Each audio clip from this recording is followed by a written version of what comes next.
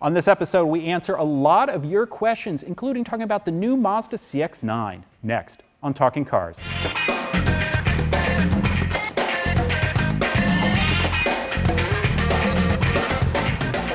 Hi, everybody. Welcome to Talking Cars with Consumer Reports. I'm Tom Muchler. I'm Jake Fisher. And I'm Mike Monticello. Hey, Mike, we want to welcome you to Talking Cars. Tell us a little bit about yourself. Thanks. Well, I was been out in California for the last 15 years. I was at Road and Track magazine for 10 years, and then I was at Edmunds.com for the last 5 years, and now I'm out here with you guys. Well, cool. We are so happy to have you here. The last couple of episodes, we haven't had time to get to questions. So this episode, all questions, all the time. First question from Brian Rosado. Can't wait for them to talk about the new Mazda CX-9. Guess what we bought yesterday? It's Christmas. That's right. We bought ourselves a new Mazda CX-9 Touring. We also happen to have a CX-9 signature press car here at the track at the same time, and we've driven it. What do you think? You know, I like it. It's funny. There's some things about it. There's some things I really like, and there's some things that I'm a little surprised at. You know, it's got this 2.5-liter turbocharged four-cylinder, which is a big thing for Mazda. Sure. It's got plenty of power, but just off the line, even it feels a little diesel-y. It's kind of a little gruff all the time. It's never quiet, and so it's, like I said, plenty of power. But I was just, even on the highway, you always have that sense of that the engine is there, yet the car is much quieter than it used to be. Everything else about the car is really quiet. Right. I mean, we used to complain constantly about Mazdas being noisy. We still complain about that. And yeah, it appears that they finally made a quiet Mazda.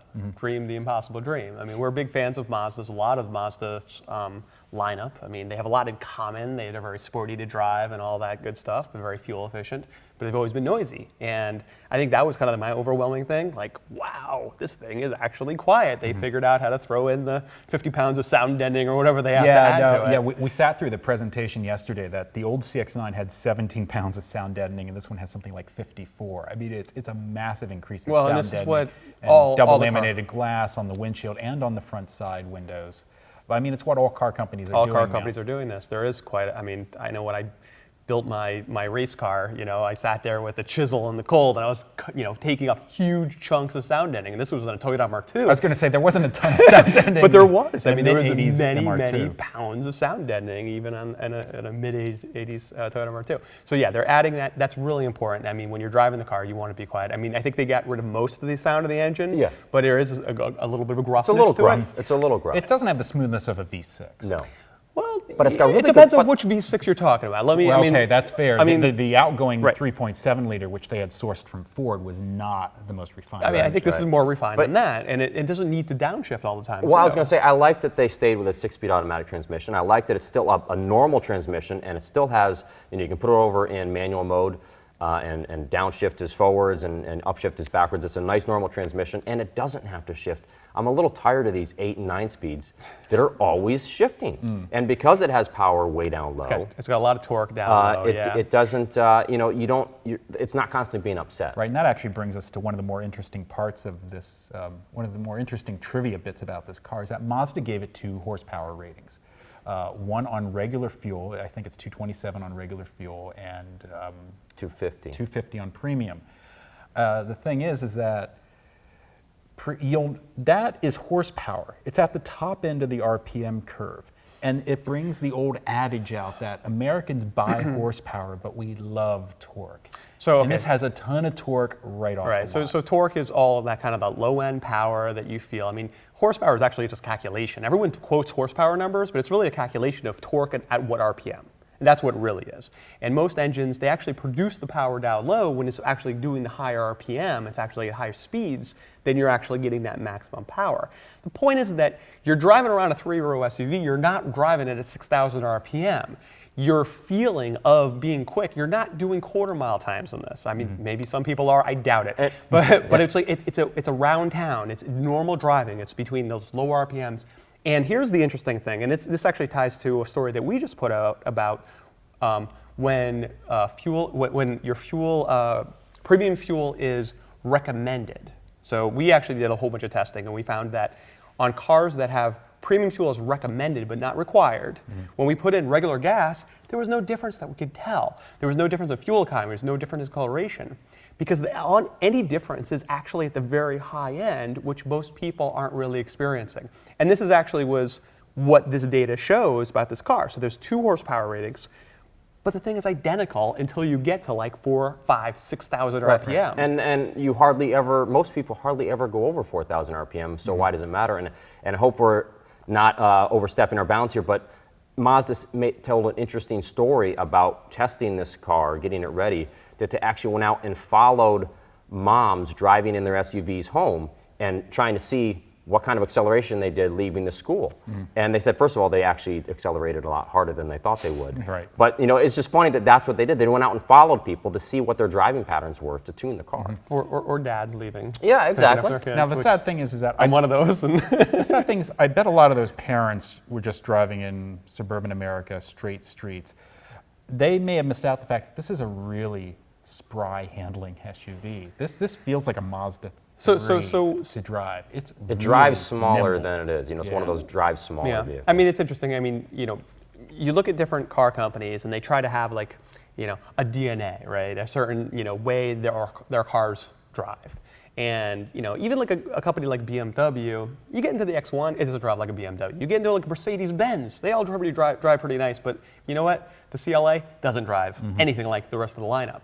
It seems like everything that Mazda's putting out, and I include the Scion IA, which is built by Mazda, they drive very similar. And if you got out of a Miata or a Mazda 3 and you get into this, you're going to recognize the way the car steers. You're going to recognize that. It has that same feel, and it's very, very enjoyable for those who care about that. Right, so what you have here is you have a car that has plenty of torque down low, a car that feels light and nimble to drive, a car that's quiet, and you wind up with a car that masks speed very well, a car that is very rewarding to drive for the enthusiast in a class that there's not a ton of great driving midsize SUVs unless you start getting to an Audi Q7 or a BMW X5. Right, and now you're talking about a lot of money. Right, now you're talking, I mean, our CX9 Touring here is $40,000. Those cars are 65. Yeah, so you're way below that. And this is a comfortable vehicle too. I mean, the ride's pretty good.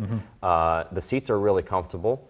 The adjustments are a little fiddly on the seat. They are, and I know some people will probably be bothered that you can't move the front of the seat up. You can only move the rear of the seat up. So when it's at its maximum lowest, you're not going to be able to get more thigh support. They suit me fine, but some people may have a problem with it. But I think they're really comfortable seats, and every CX-9 gets the exact same seats, just different material. Sure. So yeah, I mean, this is a very rewarding to drive SUV. And I think you're exactly right. In this segment, you don't see a whole lot of that. In small cars, mid-sized cars, you can get that.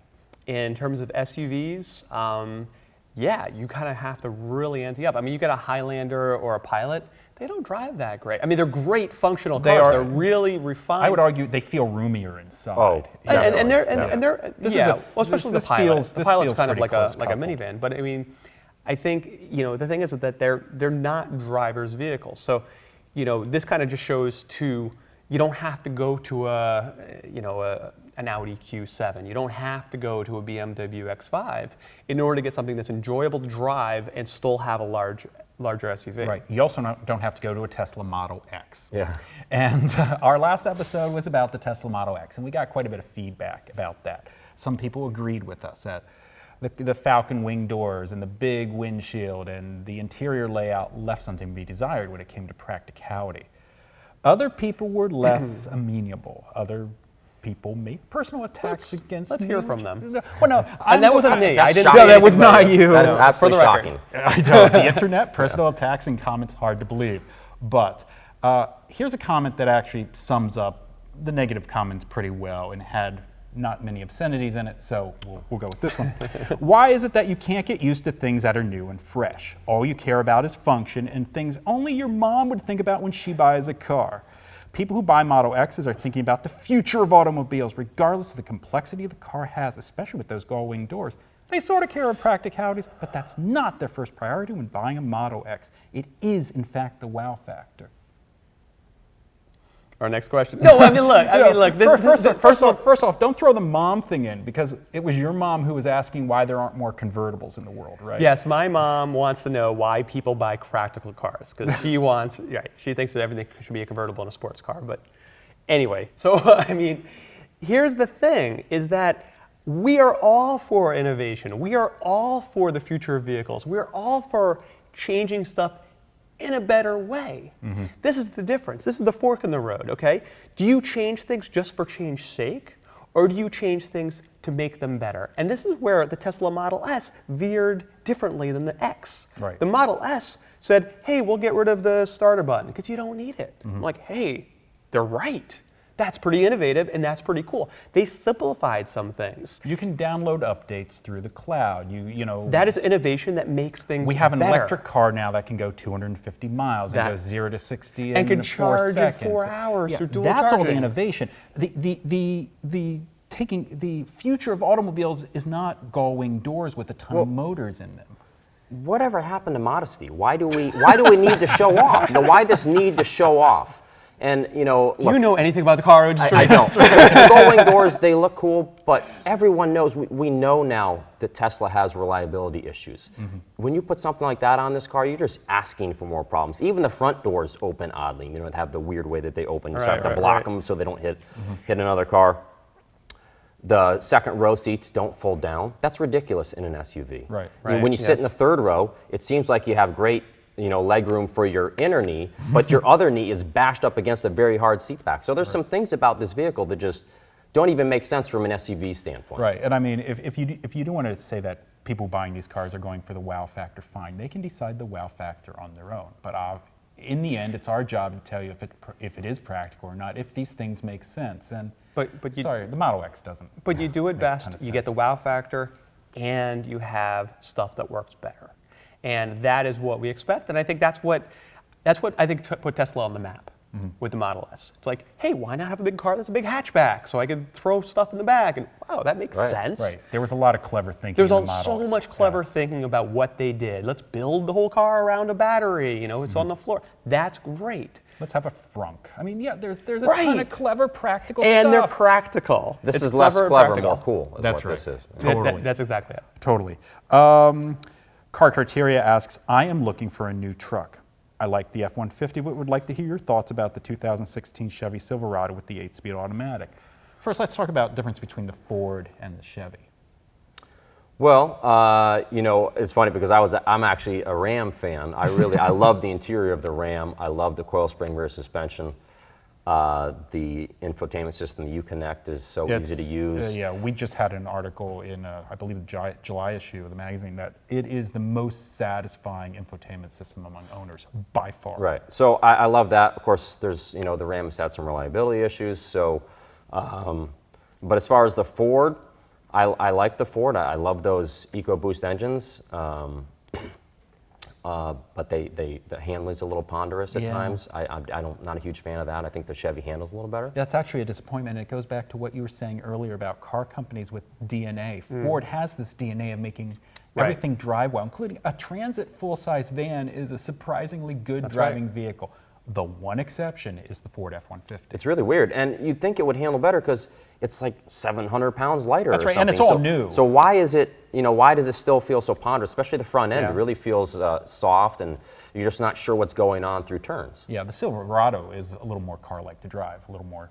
Yeah, feeling. I have very little to add with what Mike said. I totally agree. I prefer driving the Ram too for the same reasons, and between them, I'd give up the 1 mile per gallon. I'll drive the Silverado just because I like the way the car rides and handles better. About the 8-speed in the Silverado, one of the complaints we had about the Silverado with the 5.3 liter is that it felt kind of doggish. It didn't really have much response. Some of it was transmission tuning in order to get 16 miles per gallon out of this truck. For this year, GM has added an 8-speed automatic. It's only on the top trim LTZ versions though, so you are paying a lot of money to get that.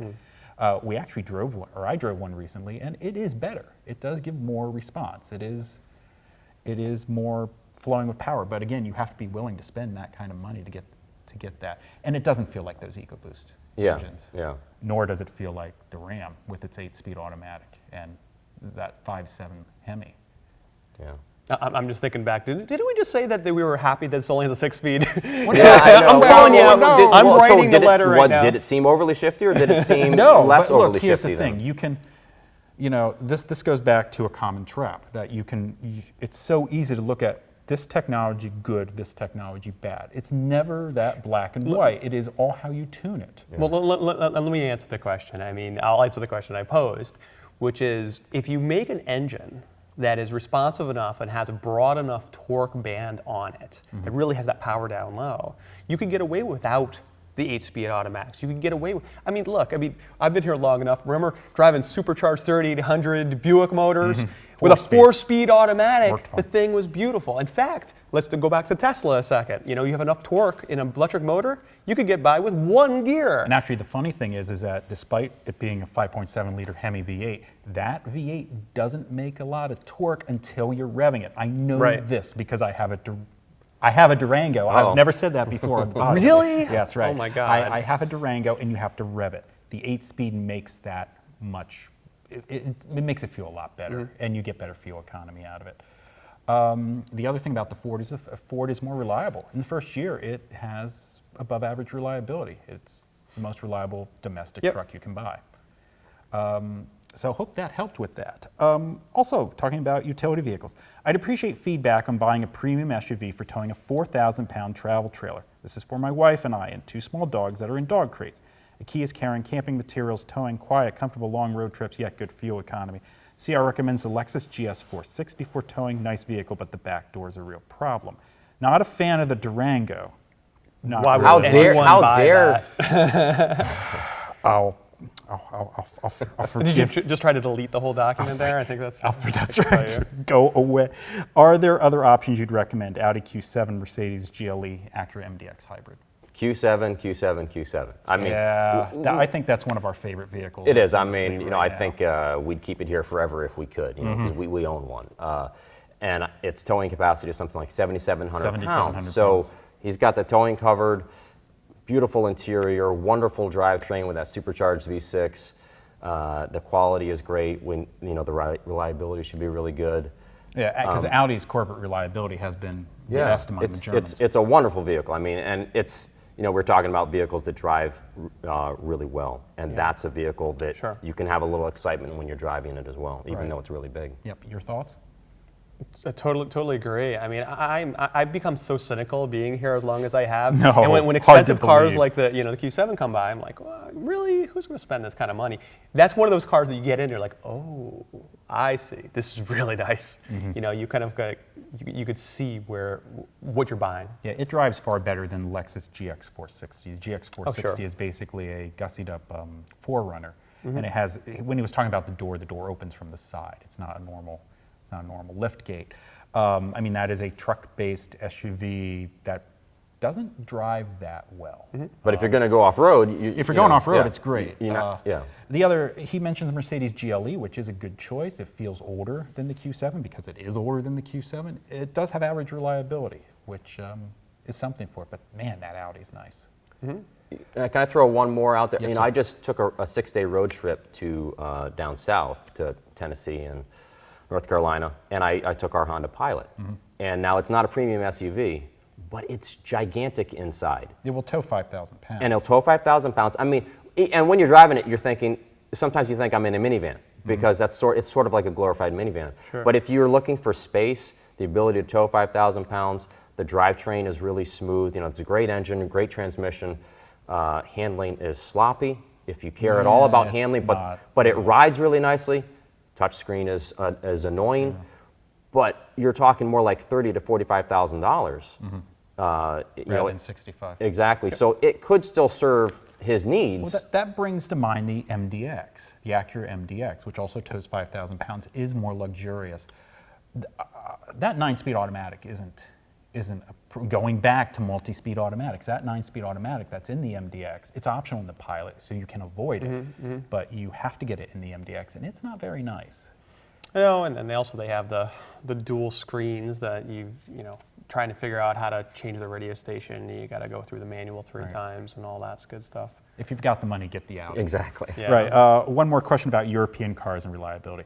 A couple episodes ago, we talked about the Jaguar XE. And I said that I'd rather take a chance on a Jaguar XE than an Alfa-Romeo Giulia. And someone asked, I'm curious why you think a Jaguar would be more reliable than an Alfa-Romeo. Do you have data on the new 4C Alfa sports car suggesting that? Giulia sounds looks way better in the Jag, and having a 500 bar, I have thought about replacing it with the Giulia. No, we don't have data on the 4C, but we have data from Fiats, and it has been the worst, even comparing them to Jaguars. Right. Jaguars, A little bit of data we have on Jaguars. Jaguars better than. yeah, I mean, what we're looking at, I mean, we're looking at reliability differently now, and we're looking at Jaguar. When we look at Jaguar as a brand, we have plenty of data about Jaguars. We may not have specific data for, we could tell each model year, but looking at Jaguar, it's below average, but It's inching up. it's not where Fiat is. And Right. Fiat, just every model, every piece of data that we're getting from them is just really bad. So that's what we're looking at. We don't have any Alfa Romeo branded vehicles, but the assumption is that, looking at that, and certainly they're much more complicated than the Fiat vehicles. So I wouldn't roll the dice. I feel like this is almost like trying to figure out which are the two worst baseball teams, and what is it right now? Maybe Wow. Atlanta Braves. I mean, it's a little harsh, Minnesota Twins, which one's the worst? These aren't that bad. The Jaguar's not that bad, but I mean, it's just like we're comparing Jaguar and Alfa Romeo.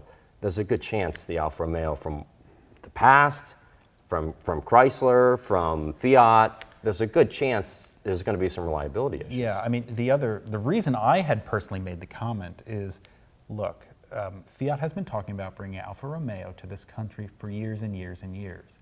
Every year, it's like, oh, they're just about to come. Oh, they're almost here. And it's like, Jaguar's been here. It has a dealer network. There's big investment in it. It's a full model lineup. I'd take a chance on Jaguar actually being here Me too. and still being around rather than Alfa There's Romeo. probably will be a few issues here and there with your Jag, but definitely I'd take the risk. I don't think it's a huge risk to take the Jag. Yeah, they actually have. Alpha. You're probably They taking actually the risk. have some track record Yeah. of being sold in America. So I would avoid the Jaguar too, but I would avoid the Alfa Romeo That's true. more. Let me just go on the record there. maybe you ought to go get an Audi A4. Yes, exactly. Or something else. Yes. That's going to wrap it up for this episode of Talking Cars. As always, we thank you for watching. We'll see you again next time.